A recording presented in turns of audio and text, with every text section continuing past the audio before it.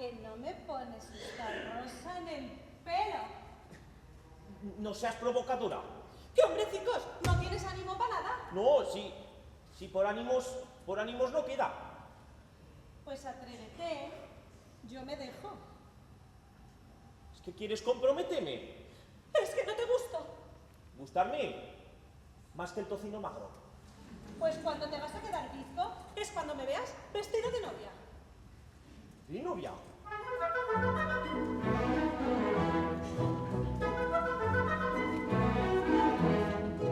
Olimpia. Pues si ya me gusta así, vestida de novia tiene que ser un escándalo. Vaya. Tú verás cuando me ponga los pendientes y el collar y mis guantes tan elegantes y mi mantilla con el lazo. Todos los chicos solteros tendrán envidia de ti, porque te dan una voz que mi Zaragoza lo pintan así. Vaya negocio magnífico si te casas conmigo. Ahí se me caso, dice. Madre mía, esta pues va directa, ¿eh? Yo también quitaré el hipo con mi traje de señor, con mi puro de medio duro y aquí en la oreja mi buena flor.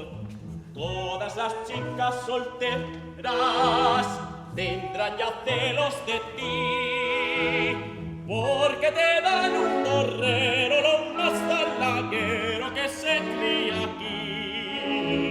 Bien mirado es el negocio, más pa' ti que pa' mí. ¡Ja! Se pensaba esta que me iba a vender barato, pero los hijos de mi madre somos bien caros. Mi cuerpo se A mí esta sabe mujer me va a dar